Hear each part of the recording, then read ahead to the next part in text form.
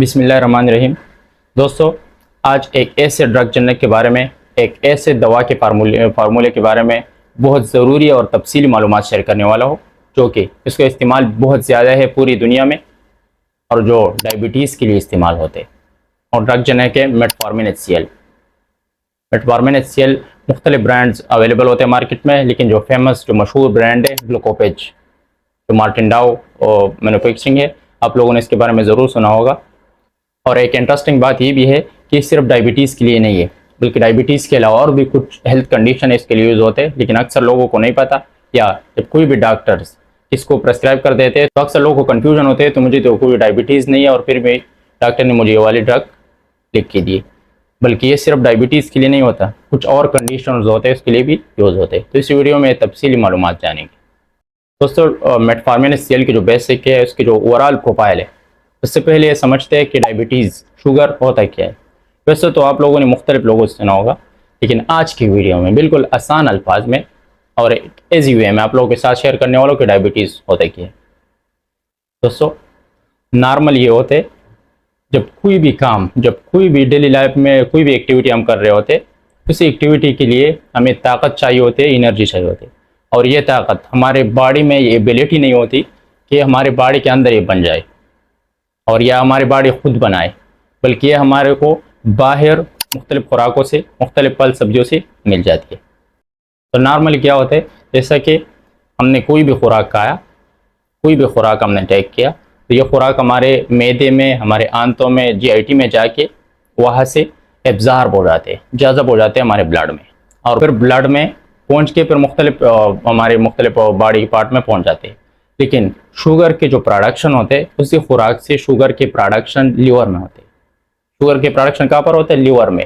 और फिर जब शुगर प्रोड्यूस कर देते हैं लीवर, ये जो शुगर बन गए ये एक सेल एक टिश्यू में जाके यूटिलाइज हो जाते हैं, और इसको यूटिलाइज करने के लिए, इस्तेमाल में लाने के लिए एक केमिकल रिस्पॉन्सिबल होता है। इस केमिकल का नाम है इंसुलिन। इंसुलिन का काम ये है कि शुगर को एनर्जी में कन्वर्ट करना, एक सेल एक टिश्यू में कन्वर्ट करके और एनर्जी में कन्वर्ट करना, यूटिलाइज करना, इसको इस्तेमाल में लाना, और फिर इसकी वजह से डेली लाइफ की जो भी एक्टिविटी होते हम कर पाते।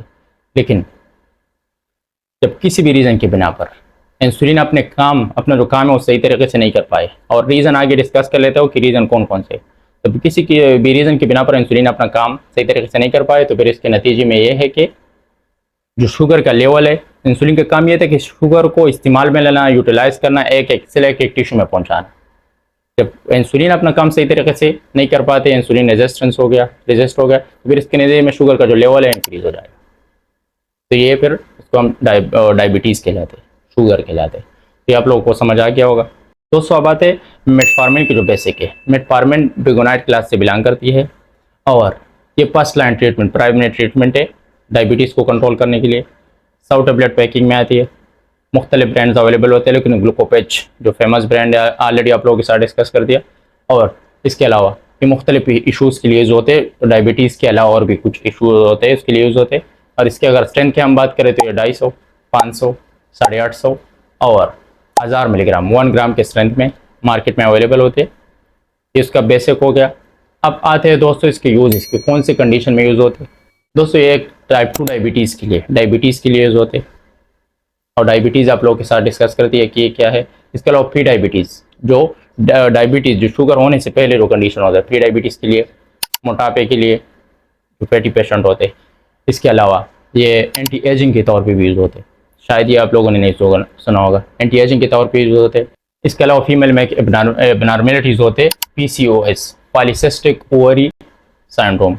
ये एक ऐसा सिंड्रोम, एक ऐसे कंडीशन होते हैं उसमें हार्मोन के डिसबैलेंस हो जाते हैं, और जो मेंस्ट्रुअल साइकिल होते हैं, जिस टाइम पे मेंस्ट्रुअल साइकिल आना चाहिए वो डिसबैलेंस हो जाते हैं, बेतरतीब हो जाते हैं, बिल्कुल ना आने के बराबर होते या बिल्कुल ज़्यादा आते।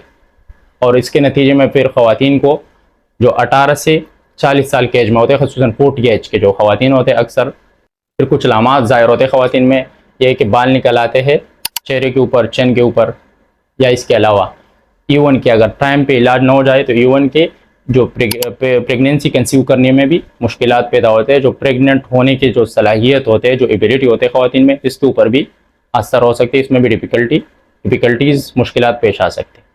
तो ये कुछ कंडीशंस थे, इस कंडीशन में यूज़ होते हैं। अब डिस्कस कर लेते हैं कि हमारे जिस्म में शुगर के लेवल कितना होता है। नॉर्मल में इंडिविजुअल में 3 कंडीशन है, नॉर्मल इंडिविजुअल में, प्री डायबिटीज़ में और डायबिटीज़ में। जिस तरह अगर कोई नॉर्मल हो तो इसमें कितना होना चाहिए फास्टिंग पे, अगर इसने 8 घंटों से कुछ खाया नहीं हो और शुगर का टेस्ट करें तो ये तकरीबन 100 मिलीग्राम पर डिसीलीटर के बराबर होते। अगर मिलीलीटर में बोले तो ये तकरीबन 5.7 मिलीमोल पर लीटर। अगर प्री डायबिटीज़ की बात करें तो प्री डायबिटीज़ में फास्टिंग में मतलब ये कि 8 घंटे से कुछ खाया नहीं हो तो ये 100 से लेकर 140 मिलीग्राम पर डिसीलीटर होते। और कुछ खाने के बाद 2 घंटे बाद ये तकरीबन 7.8 मिलीमोल पर लीटर के बराबर होते हैं। और डायबिटीज़ में अगर किसको डायबिटीज़ कन्फर्म हो तो फिर फास्टिंग में मतलब ये है कि अगर डायबिटीज़ पेशेंट ने कुछ खाया भी नहीं हो तो फिर भी 160 मिलीग्राम पर डिसीलीटर। और खाना खाने के बाद 2 घंटे बाद तकरीबन ये 200 मिलीग्राम के बराबर होते हैं और 200 मिलीग्राम से ज़्यादा भी हो सकते हैं। तो दोस्तों ये शुगर का जो डेटा था हमारे जिस्म में कि कितना होना चाहिए ये शेयर कर दिया आप लोगों के साथ और यूज भी आप लोगों के साथ डिस्कस कर दिया। दोस्तों अब बात कर लेते हैं मैकेनिज्म ऑफ एक्शन। ठीक है, ये मेटफॉर्मिन HCl डायबिटीज़ के लिए, प्री डायबिटीज़ के लिए, इंसुलिन रेजिस्टेंस के लिए, फैटी पेशेंट के लिए या PCOS के लिए फीमेल में, लेकिन ये हमारे जिस्म में काम कैसे करती है? तो ये मेनली 3 तरीक़ों से हमारे जिस्म में काम करती है। एक तो एक जब कोई भी खुराक हमने टेक कर दिया हमारे GIT में, मैदे में, आंतों में जाके वहाँ से एब्ज़ॉर्ब हो जाते हैं। तो ये एब्ज़ॉर्प्शन को जो GIT से जो खुराक का एब्ज़ॉर्प्शन है हमारे ब्लड में, खून में, इसको काम कर देते हैं, एक काम।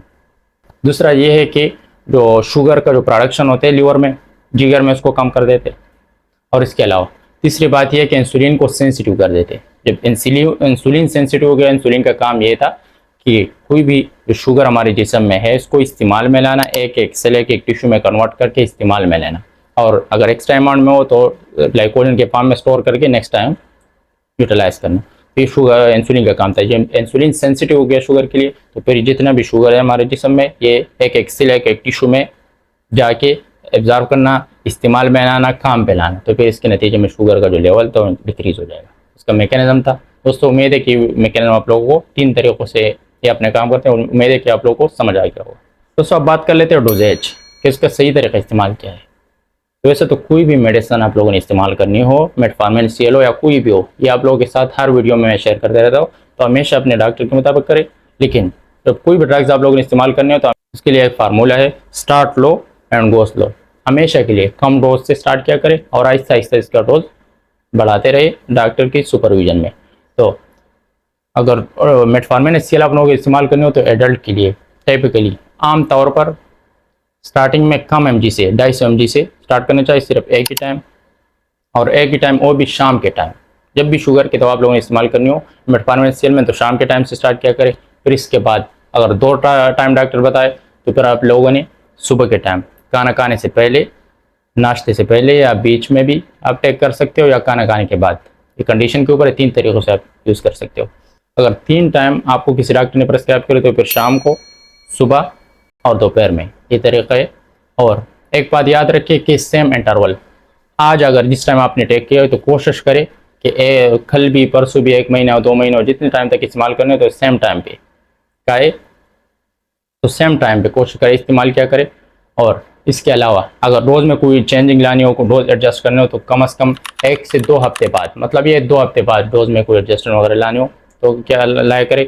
और इसके अगर मैक्सिमम डोज की बात करें एडल्ट के लिए तो दिन में 2550 मिलीग्राम तक इसका डोज, मैक्सिमम डोज जा सकती है। और इसकी जो थेरेपी है कुछ महीनों तक, और इवन के अगर किसी को क्रॉनिक कोई डिजीज़ हो तो ये सालों तक भी इसकी थेरेपी जा सकती है। दोस्तों इसका डोजेज था। अब बात कर लेते हैं प्रेगनेंसी और लैक्टेशन। तो प्रेगनेंसी और लैक्टेशन में ये बिल्कुल सेफ है, लेकिन शर्त यह है कि अपने जो डॉक्टर्स होते हैं या जहाँ से आपका ट्रीटमेंट चल रहा है तो अपने डॉक्टर को फॉलो करें या उसके सुपरविजन में आप लोग इस्तेमाल कर सकते हैं। दोस्तों अब बात कर लेते हैं कि मेटफॉर्मिन के इस्तेमाल के साथ साथ कुछ चीज़ें हैं आप लोगों ने इसका ख्याल करना है, अपने जो लाइफस्टाइल है उसके ऊपर अपने काम करना है, बदलना है। सिर्फ 4 चीज़ें, 4 बातें इस पर आप लोग अमल किया करें तो बिल्कुल आपने अगर सालों से, महीनों से आप थक चुके हो और शुगर के जो मेडिसिन आप लोग इस्तेमाल कर रहे हो, लेकिन आपने अगर इन 4 बातों पे अमल किया तो आपके जो शुगर है वो कुछ हफ्तों में, महीनों में ठीक हो सकते हैं। 4 बातों में सबसे पहले ये कि प्रॉपर डाइट और एक्सरसाइज। ये स्टार्टिंग में थोड़ा मुश्किल होता है लेकिन आप फिर आहिस्ता आहिस्ता आपकी जो बॉडी है एडाप्ट हो जाती है, एडजस्ट हो जाती है। तो ये प्रॉपर डाइट, एक्सरसाइज। दूसरी बात ये है कि आपने प्रॉपर स्लीप, लेकिन ये है कि रात के टाइम कम से कम 7 से 8 घंटे तक 7 घंटे तक कम से कम आपकी नींद होनी चाहिए। और इसके बाद स्मोकिंग या ड्रिंकिंग, जब आप लोगों में से कोई भी अगर ये कर रहा हो तो स्मोकिंग या ड्रिंकिंग को बिल्कुल ख़त्म करना है, इसको बिल्कुल कम करना है, ये इसका ख्याल क्या करें। और इसके बाद स्मोकिंग ड्रिंकिंग में है कि मतलब सिगरेट वगैरह अगर कुछ लोग ये इस्तेमाल कर रहे हो, इसके अलावा अल्कोहल वगैरह, तो ये नहीं करने। चौथा पॉइंट ये है कि आप लोगों ने अगर कोई ओबेसिक मतलब पेटी इंडिविजुअल हो, तो पेट ज़्यादा हो, तो आप लोगों ने पेट्स को वज़न को कम करना है। ये 4 बातें थे, अगर इस पर आप लोगों ने अमल कर दिया तो आपके जो पैसे है, आपका जो टाइम है वो ज़ाया नहीं होगा और सही जगह पे आएगा। अगर इन 4 बातों पे आप लोग अमल नहीं करोगे तो फिर इससे ये है कि आपका जो टाइम है या आपके पैसे है ये सिर्फ ज़ाया करना है। फिर सही तरीके से अपने जो मेटफॉर्मिन HCl है सही तरीके से, या कोई भी शुगर की दवा हो, सही तरीके से अपने काम सही तरीके से नहीं कर पाएगी। तो अब बात कर लेते हैं साइड इफेक्ट्स। तो थेराप्यूटिक इफेक्ट के साथ साथ मेटफॉर्मिन HCl के कुछ साइड इफेक्ट्स पे, एक तो नॉर्मल साइड इफेक्ट्स होते हैं जिस तरह नाजिया, वोमिटिंग, सर के ऊपर बोझ, मैदे के ऊपर जलन, या एनीमिया भी हो सकते हैं, या विटामिन B12 का जो लेवल है ये कम हो सकते हैं। तो अक्सर जो डॉक्टर्स होते हैं ये ग्लूकोपेज या मेटफॉर्मिन HCl के साथ मेथोकोबाल या मेकोबालमिन में दे देते हैं, क्योंकि विटामिन B12 का जो लेवल है वो मेंटेन हो।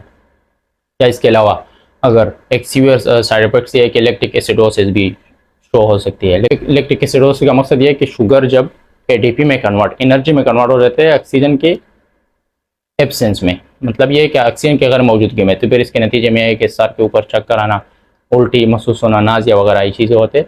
और गुर्दों के ऊपर भी बैड इफेक्ट हो सकते हैं। और जो मतलब ये है कि ब्लड का जो pH है ये बिल्कुल एसिडिक लेवल पे आना, pH बिल्कुल कम हो जाना। जैसे नॉर्मल जो pH होते हैं ब्लड के वो 7.35 से लेकर 7.45 होते हैं, तो ये बिल्कुल कम हो जाना, 6 या 5 पे आना। ये कुछ साइड इफेक्ट्स थे। दोस्तों अब बात कर लेते हैं इंटरेक्शन के, मेटफॉर्मिन HCl के कुछ इंटरेक्शन। सबसे पहले इंटरेक्शन ACE इनहिबिटर्स के साथ, कैप्टोप्रिल, एनोप्रिल वगैरह इसके साथ बिल्कुल टेक नहीं करनी है। इसके अलावा खांसी की दवा होते हैं सल्ब्यूटामोल के फार्मूले में, उसके साथ बिल्कुल नहीं देने। फ्यूरोसमाइड डायरेटिक्स के फार्मूले में, तो फ्यूरोसमाइड के जिन्हें ये वाले नहीं देने, या कुछ कंडीशन में एनसेड वगैरह इसके साथ बिल्कुल इस्तेमाल नहीं करनी। और इसके अलावा अल्कोहल के साथ बिल्कुल ये वाली दवा नहीं देनी है। दोस्तों इसके कुछ इंटरेक्शन है, क्योंकि जो ड्रग्स मैंने बताया इसकी वजह से मेटफॉर्मिन के जो काम है वो कम या मजीद बढ़ सकते हैं। दोस्तों इसके इंटरेक्शन थी। दोस्तों अब बात कर लेते हैं जो लास्ट रीडिंग है, प्रिकॉशन या वार्निंग। कैसे कौन लोग हैं कि उन लोगों को बिल्कुल ज़िंदगी भर कभी भी नहीं देनी। सबसे पहले वार्निंग ये है कि विदाउट प्रिस्क्रिप्शन इस्तेमाल नहीं करनी है डॉक्टर के मशवरे के बगैर। दूसरी बात यह कि आप लोगों ने स्टॉप नहीं करनी है डॉक्टर के मशवरे के बगैर। तीसरी बात यह अगर आप लोगों में से कोई हेवीली ड्रिंकिंग या स्मोकिंग कर रहा हो, तो आप लोग अल्कोहल वगैरह या सिगरेट वगैरह इसका इस्तेमाल कर रहे हो, तो आप लोग इस्तेमाल ना करें, क्योंकि ये फ़ायदे के बजाय नुकसान दे सकते हैं, या अगर हेवीली यूज़ कर रहा हो बिल्कुल ज़्यादा।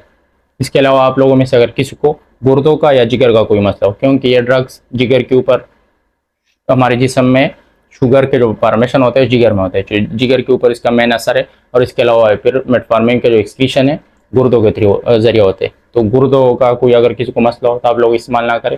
या और इसके अलावा अगर किसी को मेजर सर्जरी होने वाली हो, या जिससे कि CT scan, MRI, ECG, angiography वगैरह ऐसी कंडीशन में यूज़ ना करें, क्योंकि ये कंट्रास्ट इफेक्ट इंटरेक्शन कर सकते हैं और एक कंट्रास्ट इफेक्ट शो कर सकते हैं। दोस्तों ये थी आज की वीडियो जो आप लोगों के साथ तफसीली मालूमात शेयर कर दी मेटफॉर्मिन के हवाले से। उम्मीद है आप लोगों को मेटफॉर्मिन की जो डिटेल प्रोफाइल है या जो डायबिटीज़ के बारे में आप लोगों को समझ आ गया होगा। और आखिर में आप लोगों के लिए सजेशन है कि कोई भी ड्रग्स अपनी तरफ से यूज़ ना करें, क्योंकि ये वीडियो सिर्फ इन्फॉर्मेशन पर्पज़ के लिए होते हैं कि लोग अवेयर हो जाए, आगाह हो जाए मेडिसिन के इस्तेमाल के बारे में। और आप लोगों ने अगर कोई इस्तेमाल करनी हो, कोई भी मेडिसिन आप लोगों ने इस्तेमाल करनी हो, तो अपने डॉक्टर्स को फॉलो करें जहाँ से आप लोगों का ट्रीटमेंट चल रहा है। और आखिर में आप लोगों के लिए रिक्वेस्ट है, अगर इस वीडियो में कुछ इन्फॉर्मेशन मिल गया हो, मेरे जितने भी सोशल मीडिया अकाउंट्स है उसको सपोर्ट करें। आप लोगों की सपोर्ट की ज़रूरत है। और इंशाल्लाह फिर एक अनदर वीडियो में मिलेंगे। Good bye.